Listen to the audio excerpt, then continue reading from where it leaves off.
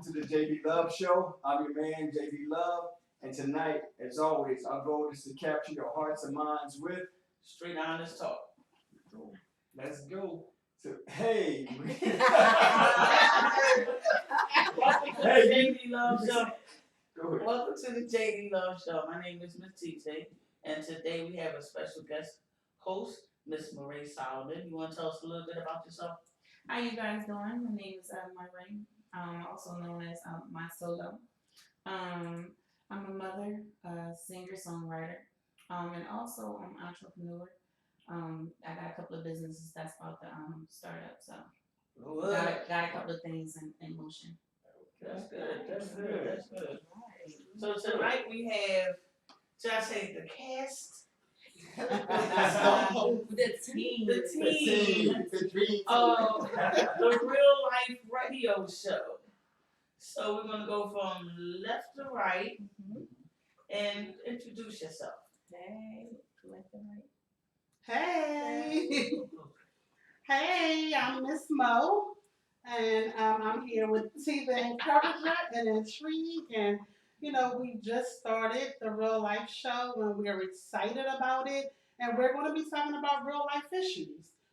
So we definitely want you to tune in, and we definitely want you to understand that you may not always like what you hear, but that's part of life. Amen. That sounds like our show. You sure you're not? This is not the JB Love Show. Hey. No, I said that sounds like our show. Hello, hi everybody. Hi, it is T the Encourager. And I just want to first of all just thank JD Love for having us on his show. We appreciate the love. This is like our first outing since we've been a dynamic trio. And so we're really excited to be on tonight. Thank you for hosting us and having us on.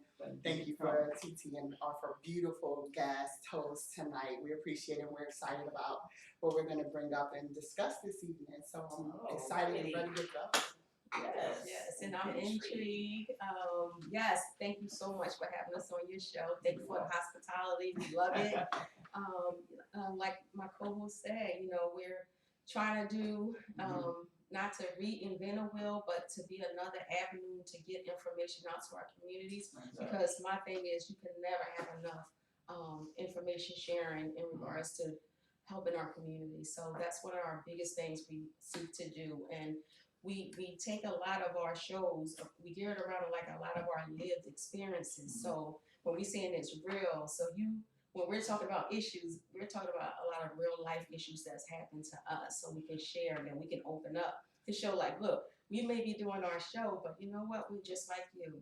And these are the things that we learned in life, and these are the things that we want to share and even help to make your life better or the life of someone else that is going through something better as well. That's awesome. Right. That is powerful. Yeah. It's very powerful. So we have some questions, but is there anything else that you would like to add about real life? We well, real life was developed because again, we saw so many, collectively, there's so many issues that's going on in our communities, and although I'm an advocate, I advocate globally on issues concerning HIV and AIDS. I am an African American woman living with HIV, so I'm out, I'm live, I'm thriving, and I'm showing people that nothing stops you in life. Right. And with my co-hosts, these are fabulous women. I don't say that, they always talk about black women can't get along. I ain't gonna say we don't bump heads, but if you think about bumping heads, that's with anybody. Right. You know what I mean? Especially when you got strong personalities working for a common goal. So it's always going, be something. But we're learning to even more so to respect one another's, in each individual capacity, but also to show not only that black women, because we're told so many times that black women can't get along, this, that. We're past that. We're past that. Our whole vision and our mission is to take and help in our communities, and that's how real life was developed. It's just information sharing. We wanna encourage people to help to hopefully empower them to execute on the issues that are affecting them and then like again in their life or someone in the community's life. And so far so good. We're 3 shows in, and Oh wow, congratulations. Yeah. I'm checking y'all out. I was like, okay. Cause you know what, the thing about Facebook, they had these We got callers algorithms. already. They calling directly. They had these algorithms on Facebook where you don't get everybody's Oh, and we she didn't know. she We're didn't struggling tell with me, that she didn't tell me, I wouldn't have never known. I'm like, why do I never get it? I never got We notified. just had that conversation. She was like, I Yeah. don't see your But phone. we always gotta realize when you're on social media, they want you to buy their product so you Right, can promote right. more. But I always They show what you want to own. Exactly, exactly. And I want to say, when you have something powerful, it's going to get out there. It's going to get passed around without you having without you having to take it. So special. People, you have to call in on their phone line. His phone line. You calling him directly. Call the show. Yes. So that's a You want to roundabout. give them the show numbers? Yeah. Okay, so Okay. here's what you do. You download Live and Direct Marketplace and you choose Philly Hot Radio. Hi, to Philly Hot Radio. Our phone number is 484-477-6348. Thank you very much. Oh my goodness. Ray, you want to ask a question? Do you want to ask a question? To you, ladies? No, Yeah, to the ladies. She said, don't pressure me. We're co-hosts. A guest A co-host. guest co-host in there. Let me see. Let me go through a couple of questions. Anything. It could be pertaining to us, our personal lives, the show, our history. We are All open. right, DJ Love. Okay, you ladies are from Philly, right? Yes. Oh, y'all from Philly? All us from North Philly. From North Philly. We all three from North. Different parts, but all North. Right. How did y'all link up together? How did y'all come together? Mo, go ahead.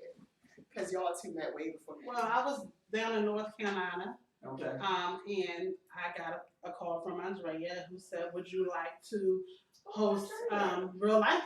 You know, it was a different name at that time.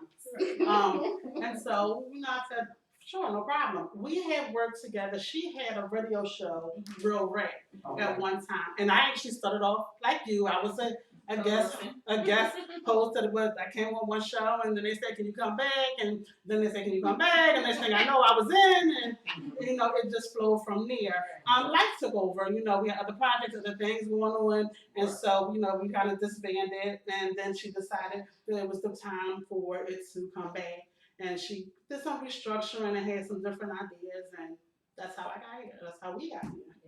Okay. And y'all been together for 3 years? 3 shows? 3 shows thus far. Yeah. We started October 1st. October Yeah. Oh, it's on. I moved from North Carolina August 1st, and 1st. October 1st we went here. Okay. Oh wow, that's awesome. Ladies, was this always your desire to be into radio? Or it just I made them do it. I made them do it. I'm a servant. Like I like experiences.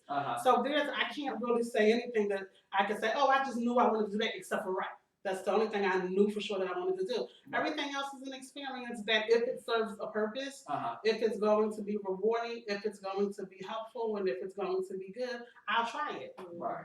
If it doesn't work, that's great too. It was all part of the experience. Yeah, now, so for me, hi everybody, T.D. Encourager here. I was not at all thinking about media, thinking about co-hosting, being on air. But I did have a platform, and I had a voice and a mission. And so me and Andrea actually met on the Red, White, and You campaign for HIV and AIDS, which I also do makeup. And I was one of the featured makeup artists for that event.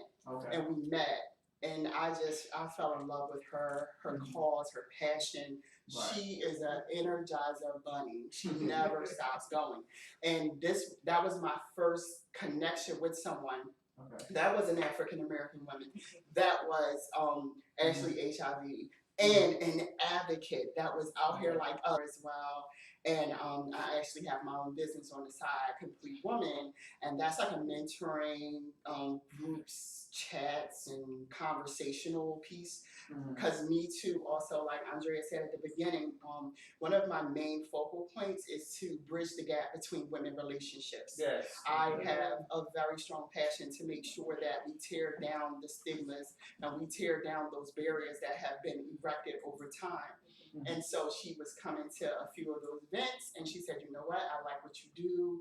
I love, the conversation. I love what you are standing for here. It's along the lines of the mission of what the radio station and the program I'm putting together.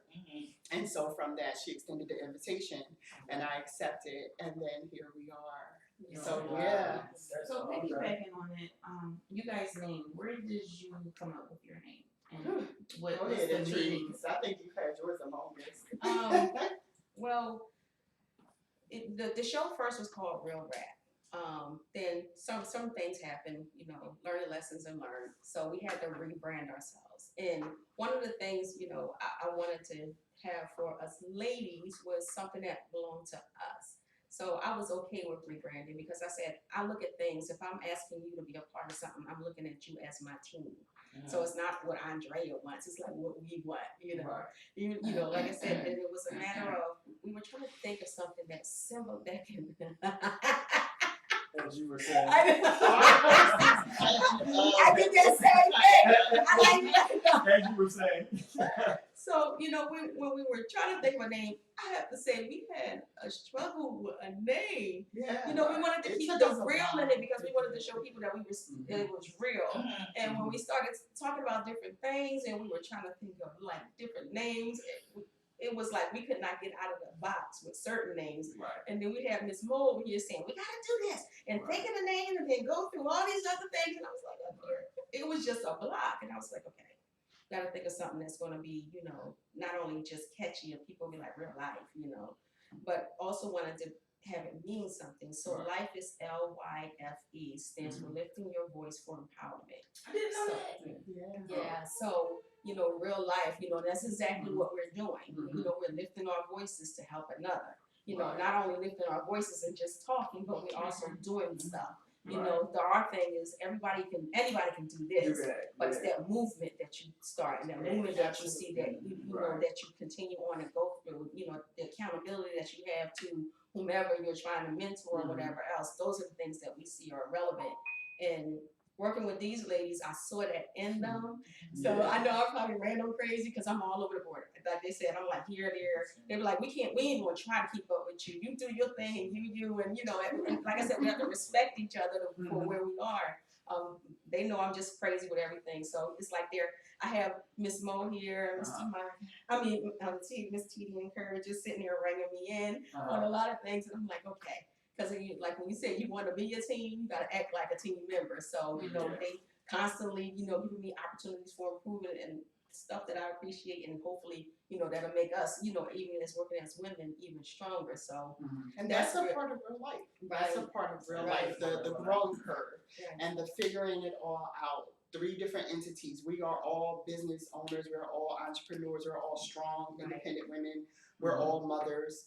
And we all have a strong, powerful voice. So God has given us all a platform and to try to interweave that so that we can flow and utilize each other's strengths. Like Ms. Mo says, she's like, we need to make sure that we are utilizing the persons and their strength.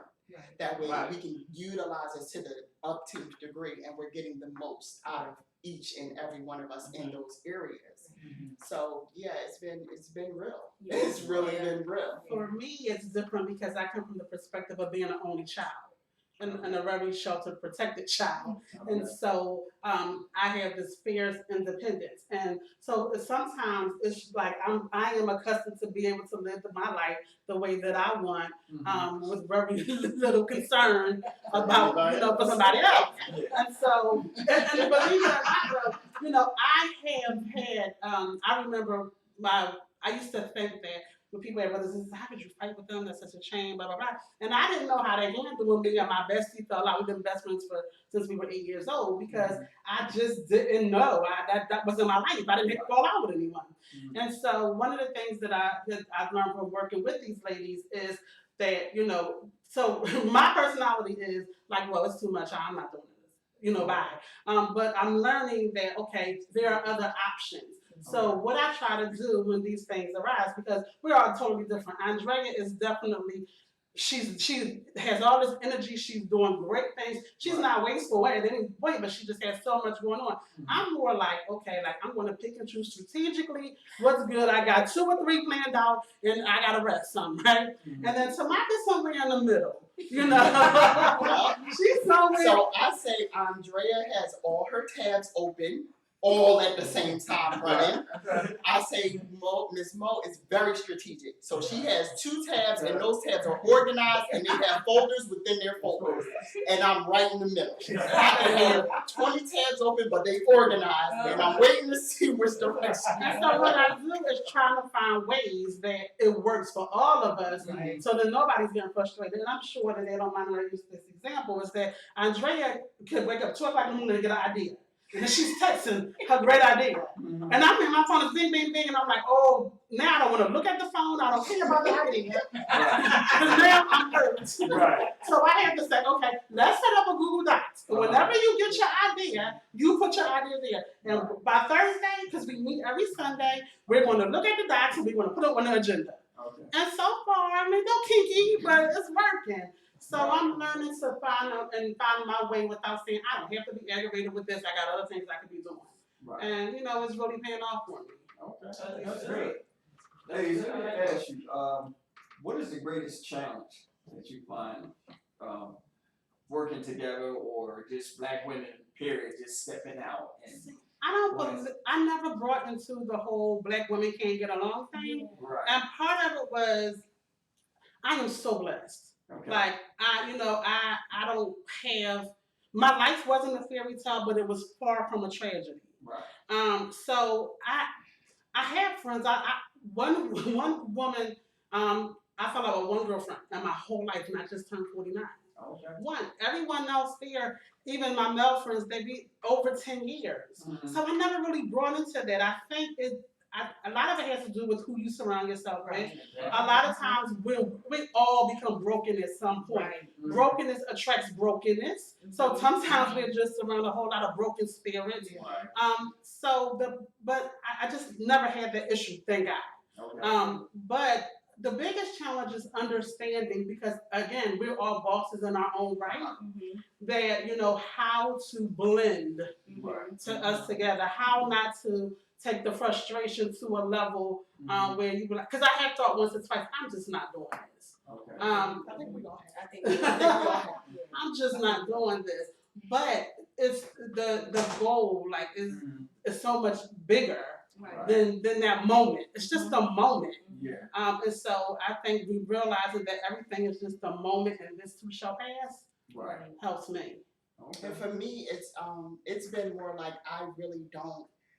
I have a very serious disdain for the whole separation of women, especially within our culture. Like, I have even had one of my chat and choose, which was about colorism, because I am a lighter, fairer skinned woman, and not until I was almost in my 20s did I find out that there was the separation even within our own community and within our own race. Right. So even at a very young age, it put a serious disdain in my soul for the separation. Right. And it started then. And so for me, I've always wanted unification within our culture. I was very much UNITY, unity. Yes! I was riding that wave, and I've never gotten off of it. Yeah. And I just feel like I can relate to Ms. Mo in the way of I used to be the person to cut and run. If things didn't work for me, I didn't care if it was male, female, whatever it was. If it didn't feel right, if it didn't fit what I found to be my box, I would be like, okay, this doesn't fit my box. Right. And over the last few years, God has said, you don't have a box, you Ah. are the box. So whatever comes your way, you There adjust is no to it. box. Right. That's You what I'm adjust to telling you. it and you make these things fit who you are now. Mhm. So even in those moments for me personally where things have had a steep learning curve, because like they said, they've both been on the radio before, I never had. I was the newbie.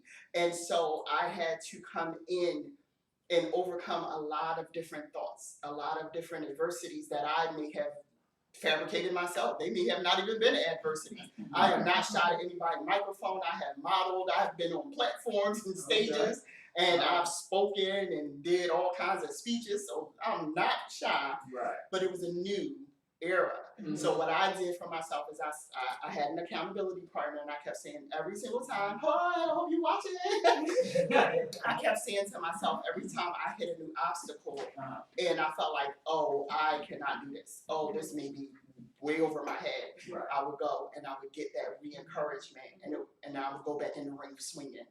And it would be like, oh, okay. And then after a while, I was like, I ain't even need to swing no more, because it was just like, okay, this is just, okay, we got this. We done found our flow. I now can incorporate that into Complete Woman, because now it's like, this is the whole mission statement. This is what you are here for, Right. to learn the differences in the adversities within the different platforms and levels of women from what society would deem bottom to the top, and realize that we all somewhere around the middle are equal. Right. All of us, we're all women. We all have the same something at some point in our lives, and we start right there and we build, and we build. So yeah, I think that a lot of times it's from a spiritual aspect. I think it's the enemy, because we need each other so much Right. Talk that about it. if we got a hold of that, then he couldn't Be get in dangerous. there. Right. Absolutely. We just need each other so much, So true. so much. So true. And Absolutely. because you can take somebody who you think you don't get along with, Right. or you think you don't like, Mhm. and you have like a few moments alone, y'all be besties. And find you have a lot of time. Yeah. And lot. that And what, is you so don't even remember what was the obstacle. Right. Right. That's like You growing know? up. You think you like-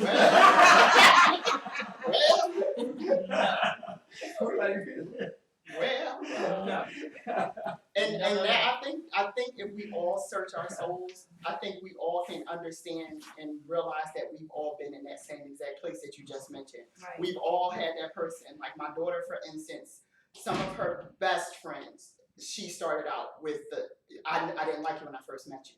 Okay. And when they figure out, well, why didn't you like me? Well, my daughter is a very quiet, introverted person, and people say, well, your appearance comes off like you're mean, or because you don't talk and you're not very open, they can't figure you out, so they just throw you to the side of, oh, she just means she don't mess with nobody, she thinks she's better.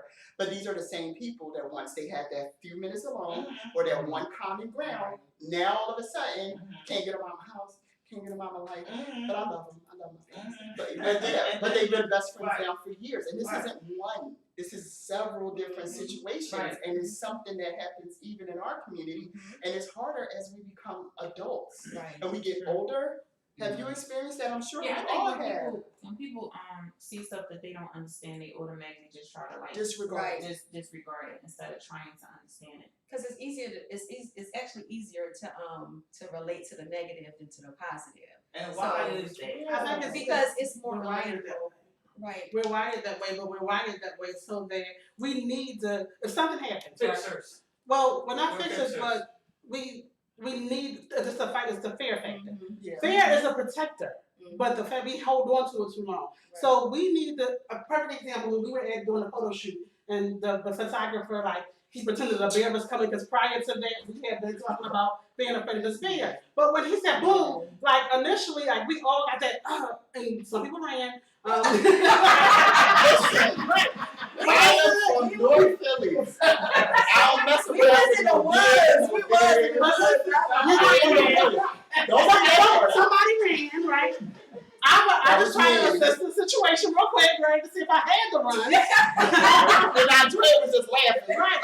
So what happens is we automatically go to the negative because it's sort of like that self-protection, but we still have to self-analyze real quick, like assess the situation. Is it really a danger? Here go my You words. know, My words is is I it- will assess it at the house safely. When I know there's not a bear. And she was. By the time we turned No, around, she I was said, not assessing it while running. I was assessing it once I reached the house and turned around.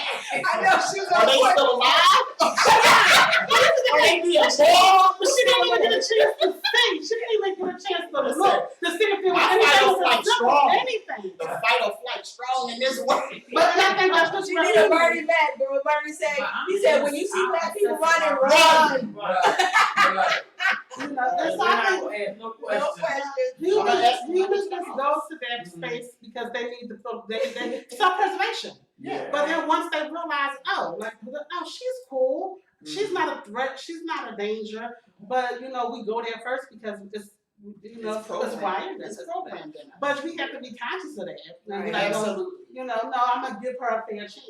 I get that. I've always gotten that. I remember people used to say, I thought I had a crush on you when you were like 13, 14, you were in school, but you were so mean. I was like, huh? The problem is I had all this acne. I thought I was ugly, and I was mad. Like you thought I was cute, I thought I was ugly. So and then they said once they get to know me, most people are falling to is there's no middle ground with me. You're either gonna really love me or you're gonna really not. So in And between. I'm cool with either. Right. And I'm cool with Right. either. Right. If there's no really flip flop, you're not gonna be like, I'm not sure. Mhm. Maybe in the beginning, but at some point you're gonna either. And unfortunately, most people end up riding with me, and I'm sure there's something like, I just don't like you, and I'm okay. Right. And that's another area, acceptance. Yeah. Once you accept people for who they are and what they are and where they are, Absolutely. I always say, I think that's the biggest thing is acceptance. right. Yes. Acceptance is not beautiful at all. Nope. Yeah. It's like you just see something along the way, like, okay, well, she like to do that. Okay, I'm on my thing. Right. Oh, he like to do that. Okay. Oh, okay, well, I can't go over here, and I'm still on my little journey. Right. You know? Right. That's how it should go. That's how it should go. But we all But know for the most part, I The think bumps are the learning experiences. Right. Yeah. And that's what really helps you. And that's the powerful thing that you tell the next person. Mhm. and I think a lot of times too, but women especially, we want everybody to like us. Yeah. We want everybody to think that we're the coolest people ever. And I don't want everybody to like me. I pray. Part of my prayer is God remove me from the lives of the people who I can't help, and vice versa. I may not be good for you, Right. and and that's the And it's reality, okay. right? But I don't want to force myself because I want you to like me, and I can offer you so many good things Right. that I overwhelm you, I overburden you, and then I resentful. We're not going to do that. If you belong in my life, and no matter how long it's for, it could be for a season, you're in my life. When it's time for you to be out of my life and vice versa, then we born, and I think you'll still enjoy the experience. Right. Yeah, and I read an article, I think about a year or two ago that said women are sort of pre-programmed and raised to want everybody to like them. Like they teach you to say, oh, just, and dumb yourself down. Absolutely. Oh, please, thank you. We overly apologize. We overly say thank you. Oh, thank you, thank you, thank you. We send cards after we've already said thank you. And seriously, this was a real article, and it really made me view myself and say we say just a little and just a lot to make ourselves shrink and seem smaller instead of being bigger and bold. If you're big and you're bold, be big and be bold and be confident in it. But that takes pre-programming to be removed. Right. It does. It takes the pre-programming mindset to be removed and reprogrammed to be comfortable and accept. And I think acceptance comes in self first. Right. Once you can accept yourself first, good, bad, and ugly warts and It's all. a beautiful thing. Yes. Oh, Yes. Ooh, Lord, you didn't think wanted outside. Right. That's what And you it and I makes were it talking easier. about. Yes. And it makes it so much Yes. easier to accept other people when you're on your journey. Yes. It's the ones that's not on their journey that does most of the problematic stuff. Right.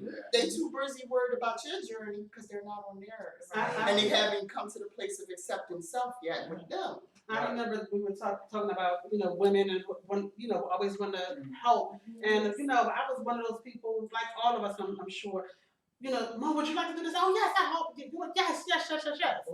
And then at some point, I was burned out. And I said, I'm just going to say no. But I was saying no with a reason. No, because.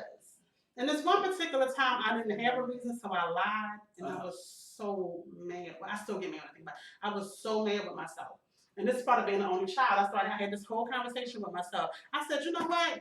If I would have said yes, they wouldn't have asked me why I said yes. So I don't have to explain nothing why I said, look, that was by myself.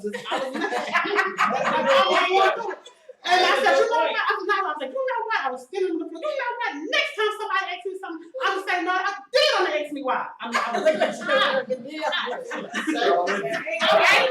Those emotions. that was my first lesson, and it was so. And so my god sister Courtney, she was the first one, and she asked me for something, and I was like, no. She said, why? I said, what do you mean why? I said, if I would have said yes, would you have asked me why? And she just looked. Because she wouldn't have. You said yes, nobody ever says, why did you agree? Right. And I said, well, don't ever ask me why when I say no. It was no. And this is why we do it. You know what the first thing she said? You're mean. And we don't want people to think we're To be mean. perceived as mean. We don't want it. Women don't want to be perceived as anything but nice and sweet and respectful and ladylike. Well, guess what? I'm all of that and some other stuff too. And that's Yeah. what we You are. have to have boundaries, and you have to have your placement, especially in our personal genres. If you're going to be someone that's an entrepreneur, a boss, you're going to sit on a council, you're going to have a voice, you're going to have a platform. There is no room for always yes everything. Yes. There is no room to always dumb yourself down and giving people excuses as to why you give your no's. Your no's are just as powerful, and sometimes even more so, as those yeses. So Warren Buffett, whom I love, he said the reason that people in his position excel to that position is because the majority of what they do is tell people no. Absolutely. They tell people no 90% of the time. Right. And that 10% counts that much. Because you freed yourself up. You didn't overextend yourself. Right. You're not exhausted because now you had 15 banquets, 12 fundraisers. Right. You ain't got no laundry clean. Right. Your house look like a tornado. Right. You ain't ate a home cooked meal in 2 months, but everybody else is satisfied. And they don't see that you frizzle to every end that you want. And just because they get on stage and say thank you, that's great. Right. But that doesn't negate the fact that I didn't do anything for myself. My And blood pressure 300 over. I used to teach, and me and another instructor were talking, and he said, the devil doesn't always use the main things, the fornication, the adultery, the lying, the scheming. He knows that Christians are more sophisticated. But what he will do is use your time doing positive things to stop you from fulfilling your purpose. Because when you're working towards someone else, you're not working on your own. That's a word, right? And and then by the time when it comes to you, you're tired and you're exhausted and you can't think or be creative because you're overwhelmed. Your spirit is overwhelmed. And feel like you should have, could have. exactly, and then you see everybody else doing everything, and you saying, "I could have done that. I wanted to do that, but you didn't, and it's not, and it's your fault. It's your fault." And there's a time, and there's a season to sow. Like Ecclesiastics say, there's a season for everything. So there's definitely a season to sow into other people's lives. And I don't even think you should not sow and volunteer or give back, but you should definitely have boundaries and you should have standards as to making sure that your family are primary. But the principle, unless you're in that season of where the principle of sowing is that you reap. You don't sow without reaping. So people think it's noble to be like, I don't want anything. I'm not doing this for anything. it's not scriptural. It's not biblical. And it's But not they lying. spiritual. They are lying. You are They trying to absolutely give you right. false humility. Because you sow, you reap. You sow, you reap as an expectation. And if you say you don't expect nothing, either you stupid or you a liar. Take the choice. Sometimes both. Okay. What you think, JD? Everyone is strong male or soft. I'm like surrounded. No, bring it. Let's hear Bring it. Yeah. The question I guess I want to ask, when people tune into your show, what do they expect to hear and find? I mean, like, because you're a gospel or Christian, right? A Christian radio show, or is it more than, I'm sensing it's more than just that, Yes. you know? But when people hear the title or the name, do they feel like, oh God, you know, because like in today's world, what's going on today, people can't choose whether they want to follow God or leave God every time. So Right. do y'all feel like when you came about wanting to do this here, this whole, you know, Christian radio show, do you find like people were, who was the most people that were supporting it, and do you find like the negative, the hearsay, and people were like, oh God, this gonna be another one, what you gonna be preaching, you know what I mean? You feel what I'm saying? My world and my circle is very diverse. Okay. And I'm very diverse. I love you whether you a Christian, whether you a Jew, whether you agnostic. I tell people all the time, Jesus didn't say that you would know his disciples by their declaration. He said that you would know them by their fruit.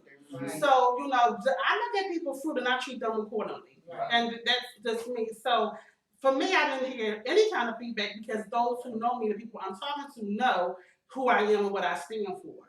And, you know, it's all about who you are as a person. Because I have no control. I don't have the right to dictate anybody's spiritual journey. And however they find God, as long as it makes you a better person and your fruit's producing it, I'm cool with that. And I stand by that and say I don't care. Right. But I didn't have that issue. No one questioned it. Okay. And you know what for me, I know persons that follow me, I've always gotten just positive feedback with everything. But the show came about, we are actually the social justice portion on Spiritual Connect Radio. The actual owner had asked me because, you know, his name is Yusuf Jackson, and he's actually a Philadelphia police detective. And he was like, with the information that you give, because first of all, you're giving information that's proven, that's true, that's honest, that's, you know, to the point, and that doesn't have anything to do with no matter what religion you are. Because we all are human. We all see the gun violence in the city. We all suffer through it. You can be Jewish. You can be, you know, we all face. You see the racial issues going on. We all see the beauty of what's going on in our world. Period. So any issue that we do talk about is not only geared towards just African Americans. Although a lot of what we will discuss on a lot of issues may pertain because, you know, we're in our culture, we're highly affected by a lot of things that are going on in various communities around the globe, and not only in the United States, but outside as well. So we want to bring the perspective of, you know, you can use this information that we give. And like last week, we had a thing on pure poverty. If you're a woman, I don't care if you're black, white, pink, yellow, orange, green, Chinese, Asian, Haitian, whatever, we all have a menstrual cycle. I mean, you know, people are like, oh my God, menstrual cycle. I don't care if you're a Christian, I don't care if you're Jewish, I don't care, you know, I don't care if you, and I always tell men, if you're a man and you love a woman, guess what? She has a menstrual cycle. Or a daughter, you know. So the issues that we do talk about will affect, you know, cultures across the board. So it's not just, you know, we want to just get information all about what's going on, you know, with Black people. You know, we want to get information about what's affecting all of our communities because we have to look at it in a bigger room. You know, we see what's going on with us. And, you know, I love Black Lives Matter and different things and all my other allied organizations that ally with me as well. You know, but we also have to look at the other issues too. It can't just be all about us because we only make this small portion of the United States, but we have the highs of everything that's going on. But we can't fight these fights alone. Right. We have to have input of other cultures too. Right. Whether you're Asian, whether you're, Latinx, whether you're white, it's, even during the civil rights movement, we had a lot of support from Caucasian people. Yeah. We needed that. Mhm. So, and there's a lot of Caucasian people, just like there's a lot of Hispanic people and a lot of, Asian people that's out there that's wanting to, they see the injustices done to us. And I always tell everybody, what happens to us can definitely happen to you if we don't come together and look at these issues and say, no, that's not right, and we need to do something about it. And So, then, I'm sorry. I'm sorry. So, that's one of the things that, I draw from our show, and that's a lot of the things being in the social justice realm that a lot of our viewers also take away too. Yeah, so, and another thing, we don't really super promote the actual show itself as a Christian show. We promote the show. If you guys were to follow us on any of our social platforms, you see there is a plethora of information, of different topics, of different things that constantly come up. We're putting up things that are just encouraging. We're putting up scriptures. We're putting up things about jobs. We're putting up information about when we just lost our state rep and the senator. We're putting up things about when we lost our actress few weeks back. One of the legendary. Miss Carol. We put up. I always call her character, but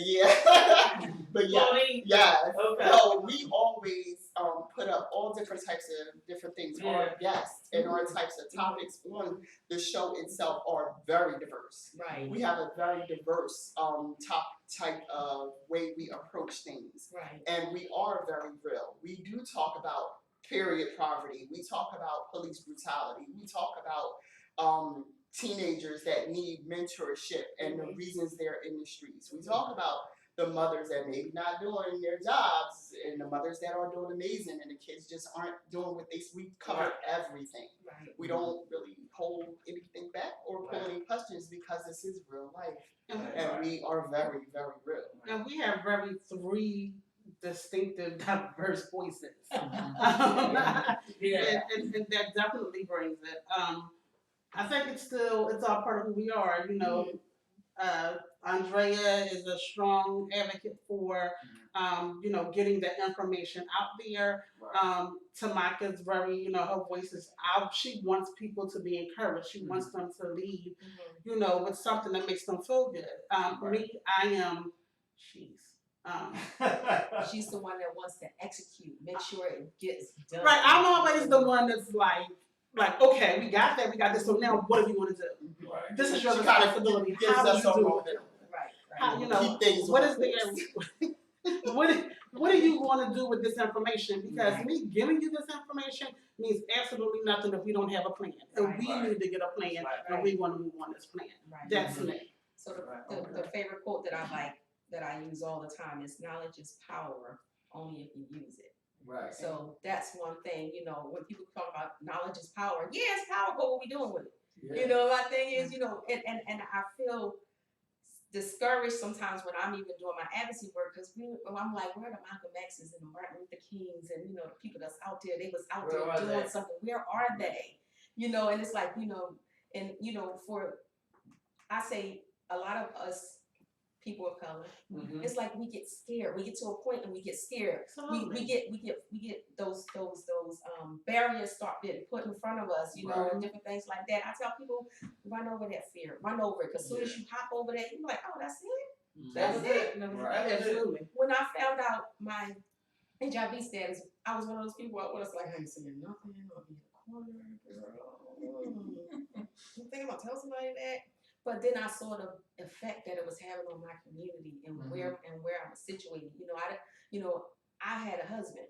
My husband had HIV, and that's how I acquired HIV. So I said, if it can happen to me, it's just as simple. I'm not to say anyone deserves it. Deserves to acquire HIV. If I said I was out there working, I'm doing what I need to do. I mean, I was suffering with some things with my ex-husband, going through a lot of stuff with him, but I said I was doing what I was supposed to do, and there's a scripture that always is in the Bible, and it is, and it tells you, said, just because you do good deeds don't mean bad things are going to happen to you. Right. You know, You got and Job. so, Job is a perfect example. yeah, Job, That's true. exactly. That's where it is. So That's I take that as like, okay, nothing that I'm doing is special. These are things we're supposed to do anyway. So when people present obstacles to me, I'm like, okay, and Mhm. you know, Absolutely. I have a lot of enemies and don't know I have enemies. And I tell people all the time, why do you want to be my enemies? Be my ally. Help me out. You Right. see what needs to go on in these. You see what's going on in the communities. Let's do something about it. I Let's do. not talk it. I I'm do. not a talker. I don't think everything is for everybody, and I think advocacy is a calling. Mhm. And I was very much,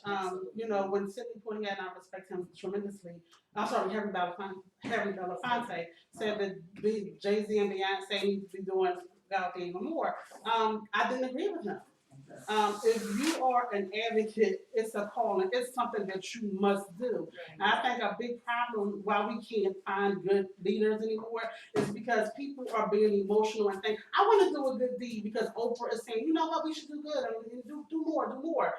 But being an advocate is something that most people don't want to do when you're out there doing it. Right. It is hard. It is brutal. It's a context for it.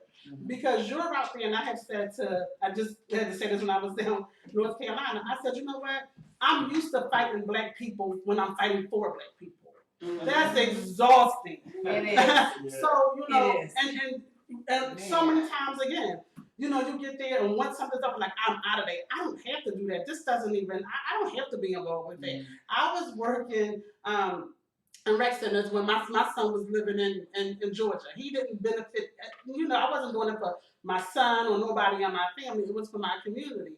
And sometimes it's just so hard when you're doing this work and you're like, I'm not doing it. When my term is up, it's up. So your term is up and you come out and then you see all this stuff that's going on and you gotta get back in there. Then you gotta say, I don't even know why I signed back up for this. Like, Then you sign up for it. That's not my name. because you signed up for it. You know, I tell people all the time, you know, when you get to a certain, you are a volunteer. When you raise your hand, you signed up for whatever comes. Yeah. And so, you know, it's not for everybody. Right. And I'm cool with people who don't want to do it because you're making it, you know, we might think, oh, we need a body. No, you don't. You need the spirit of an advocate who can go out there and willing to fight. And I think it's okay. Some people, their advocacy, and I blog, all right, and I wrote about advocacy. Some people's job is to sit on the couch with their front door open. So after you finish getting beat, you don't want to fight, but you was dragged through it. You could go sit on that couch and they can offer you some coffee, a shoulder, or something a tad bit heavier, like some vodka. Right. Because at the end of the day, you need some vodka. So. Yeah. But I had said in regards to like the Kings and the Malcolm X's, because we have to have some type of advocacy going on. Like Mo was saying, and I believe that even during the civil rights era, everybody wasn't everyone that was an advocate doesn't mean that you always got to be on the front line. Right. An advocate, like she just said, you could be like they had plenty of advocates at home cooking, so when the people from the front line was exhausted and needed something, they was there. But we need more of that in our neighborhoods. We need more of that in our communities. I speak for a lot of people that cannot speak. You know, I get calls and 24/7. You know, I have a line that's open 24/7, and 24/7 that line is my cell phone can be It never stops. ringing. But it's okay though. But I'm not gonna say I respond to everyone back, but in a sense of, you know, I hear what you're saying as an advocate, but we have to support one another. Okay, when I have things that need to be done, if I need a volunteer to come out, you don't have to be in the spotlight or anything else. You can do everything from your home if you want to. But we need a donation of just a case of sodas. You know what? Bring that case of soda so we can have the people that's on the front line and make sure they stay hydrated. I mean, water. So they can stay hydrated. I'm talking soda. But you know, everybody has to. You know, people. We try to do well. What I try to do, I can't say what everybody else do. People, I give them an opportunity to have their minds open. Like they think one way. You know, I say, well, think about it this way. And they're like, yeah, I can do that. So it's like giving people, when you're an advocate, you want to give people choices. You want to always give them choices. Like, you don't have to do what I do. I'm not expecting you to. Because I can't, it's by the grace of God that I do a lot that I do, because sometimes I look up like, dang, I did that. People like, you remember? No, I don't, because I just do it, you know. But, you know, I always tell people, if you want to help me, these are the ways you can help me. You know, I have a lot of people that have 6-figure salaries that will never come out with their status. And they also gave me the opportunity to be able to speak upon that. Right. But you know what I mean? They have a lot to lose, letting someone else know that they're living with HIV. So it's not for everybody. But if I need something, they like, girl, we got you. You know, Right. you know, and it's not And it's that's not even their all about role. money. Absolutely, that's And it, their that's their attitude. role. Exactly. So And it's okay. and that's what I always say. You know, I always tell people, they're like, "Damn, we can't do what you do. I don't expect you to do what I do. You know, I really don't." And I said, "But what you can do, you know, like I said, I like to give people options, ways you can help. You know, or I'll ask you, what are your strengths? Because a lot of people they don't even know what their strengths are sometimes. So I said, what do you like to do? What can you do? You know, tell me the things you like. So you know, it's a matter of sitting down with a person and then going over, writing it down, sitting there writing it with them like, oh, you're good at that. Did you ever try that? You're good at that. And you know, it is about encouraging. You know what I mean? And then you know, once they feel encouraged, they're gonna be empowered to do something, and that's how it flows. And then again, this is our encourage, empower, and execute. This is how they execute on getting things done within their community. So it is a process, but we have to take more of a process, especially our people of color, because we have so much that we're losing right now. And you know, it's one of those things like we really got to get serious with a lot of stuff that's going on in our communities. Because I mean, beside the gun violence and you know the jobs and different things like that, there are so many things we can do to help ourselves instead of depending upon the government to do everything. But again, when you have a culture that's built on, you know, not being taught what to do, it's really a challenge to try to, in getting to them to teach them what to do. Because everybody really wants to do something, believe it or not, but they're stuck. You know, it's like they've been told what to do all their lives that now they don't know. If you're not telling them, they're like, okay, what do I do? So it's like, you know, they're not thinking about it. You know, once you get people, help them to open up their minds, you know, they start thinking for themselves, and then it's a powerful movement that starts to begin again. Right. We're gonna get ready to take a break, but I just wanted to add to what you were saying about the role and the lane. Those two things I found out are so powerful once you know your role and your lane. Stay in your lane and do your role, play your role out to the fullest. You know, if you are the person in the fast food restaurant pushing the button, making soda all day, then you make sure that you push the button right. If you up somewhere doing a building this high, you know, skyscraper, and you're the one with carrying the lugs, carry the lugs right. Right? Yeah. And once I found out, when me and Tamaka was talking about this Delane, TV encourager, to be correct. We were talking about, cause we met in church, and so it's like, once you say, well, you know, it's okay if I do something that doesn't have to do with church. Well, it's okay if I'm doing something outside of the church walls, put it that way. And then accepting who you are with your flaws and your mistakes and just who you are, and just moving forward in that, you know, and stop looking at, well, see, if I do this and then I won't be able to do that. Because once you start doing what you were called to do, those other things are going to be drawn to you anyway. Like when y'all started, right? It didn't work the first time because y'all three was supposed to be together. Come on now. So you stay in your lane. I'm big on it. I am big on it. Yes, She is because once you step I'm big on out, the when you step out, even when you park your car, right, and you go on that white part, Come on. you've messed up that next person. Because Absolutely. now they Come on, can't that's come a in good there and open up their door and get out their car. And you brought in all sorts of anguish, And they might anxiety. be waiting for you when you come back out. Exactly. Left a nasty note on your windshield. You need to learn how to Maybe park. they keyed your car. But listen, that's also what she was Miss Titi was saying. That's also in the Bible when they say, you know, when you're a foot, you're an ear, but everything builds The rest of it, Absolutely. absolutely.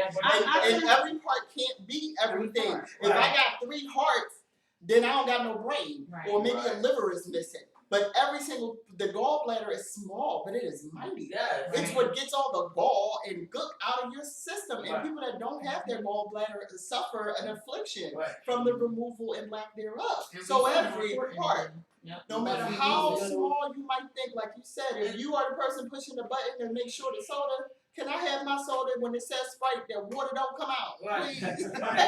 It makes it work. And then It makes it work. accepting their part. I think that's so. I think we have to reprogram ourselves to understand that every part is important. You know, we grow. Somebody says, "Oh, you should be a lawyer, or you should be that." Like, you know, and But I'm then not a lawyer. I'm Right. even like a lawyer. So, I don't want to be. I couldn't. Right. I I'm don't not want to be. interested in that. But being a lawyer is, or working working for the school, keeping the schools clean is just as important work as what the lawyer does. Right. And so, you know, we have to be honest with ourselves and think like, you know, how do I feel about my role? If it's a little role, does it make me feel less important? Right. That's something you gotta work. And You then gotta why? work on yourself. And why? Exactly. And once you can accept that, then you know it works. I know I was telling them when we did our family reunion, there was a third or fourth branch, so that was about my age, a little younger. And it went off. Everybody, it's gonna be a hassle, and it's gonna be this, and it went out with a hitch. It was out a hitch because we had lanes, and whoever was supposed to do what they were supposed to do, we let them do it unless they asked for assistance, and we respected what their lane was. My cousin Angel had just started, you know, she was starting a catering business. We all could, and because we let her, that was going to be her time. When I worked with her one night, I said, "Listen, this is your vision. Yeah. I am here to carry out your vision. Don't ask me anything that has about what I would do. I want you to do what you think, and I'm going to help you develop and carry out your vision." And it was wonderful. And it's not a hard process, but you know, we got a problem with, especially when you're in your mind, you're a boss anyway, right? And all that means is that you're sort of independent. You know how to carry out things. You've had some successful runs at that. That's all that means is that Right. you have led some things. Mhm. Well, when you're the boss, you don't want to be in the bag Mhm. because I'm the boss. I'm not the worker. And so, you know, once you will accept that I can be a boss and a worker, and a boss is a worker, Exactly. you're fine. Exactly. But the Fine. boss teaches. Exactly. And the way that I should have become a boss was because I understood the worker's position. Right. Or been a worker myself. This one got a guilty conscience.